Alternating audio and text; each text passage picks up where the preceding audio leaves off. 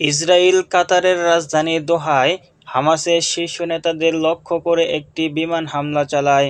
এই হামলায় ৬ জন নিহত হন, যাদের মধ্যে ৫ জন হামাস সদস্য এবং একজন কাতারি নিরাপত্তা কর্মকর্তা রয়েছে।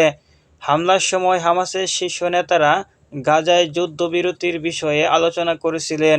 ইসরায়েল দাবি করে এই হামলা জেরুজালেমে হামাসের একটি হামলার প্রতিশোধ হিসেবে চালানো হয়েছে।